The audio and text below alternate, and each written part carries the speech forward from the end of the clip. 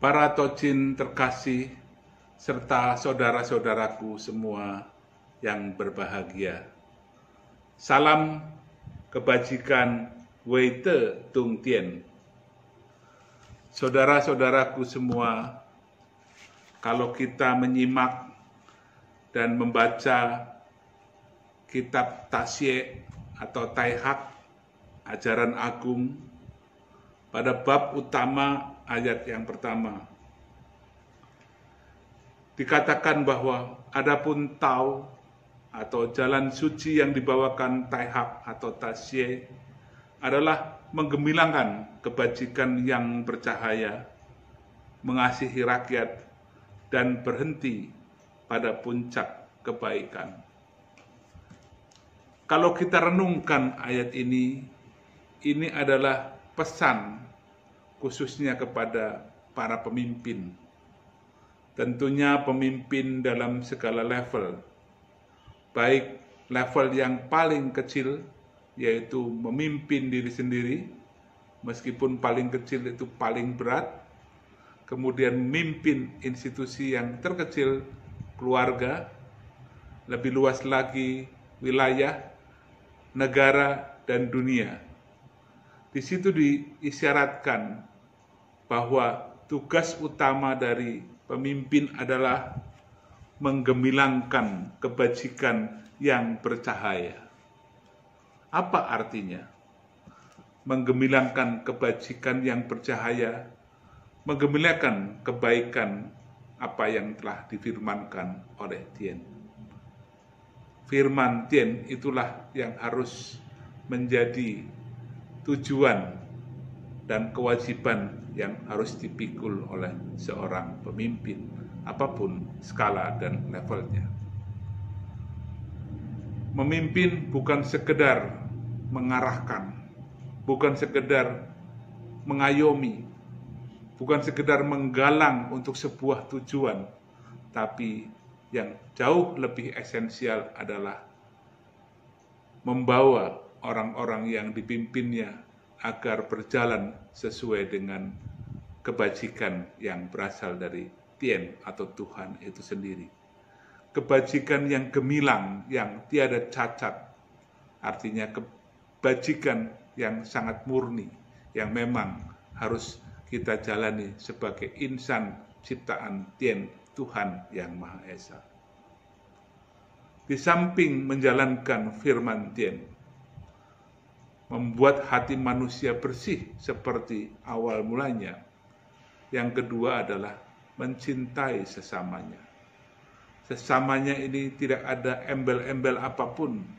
Apakah embel-embelnya terkait dengan hubungan darah, hubungan kesukuan, etnisitas, maupun kesamaan iman atau kesamaan agama, tapi seluruh umat manusia tanpa kecuali.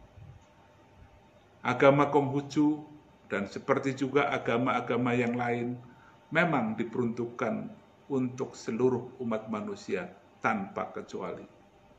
Kita harus bisa mengasihi sesama seperti kita juga berharap orang lain menaruh hal yang sama untuk kita maupun yang lain. Dan ketika upaya untuk mengasihi sesama sekaligus menggemilangkan kebajikan yang difirmankan Tien, kita harus terus naik sampai akhirnya sudah pada puncak segala kebaikan, dan kita pertahankan itu sampai kita nanti dipanggil pulang olehnya. Tidak boleh turun, harus kita jaga. Tidak boleh menurun grafiknya, harus dijaga stabil, tetap pada puncaknya. Itulah kewajiban yang maha berat. Kata orang, mempertahankan lebih sulit daripada membangun atau merebutnya. Ya, memang tugas manusia seyogyanya adalah pekerjaan yang serius, yang sulit, yang tidak pernah berakhir sampai nafasnya yang terakhir. Itulah beban yang terasa berat kalau kita anggap beban, tapi akan terasa ringan kalau kita jalani dengan ketulusan. Kebaikan akan selalu mengundang kebaikan. Kata Nabi di dalam kesempatan lain, kebajikan akan selalu memperoleh tetangga.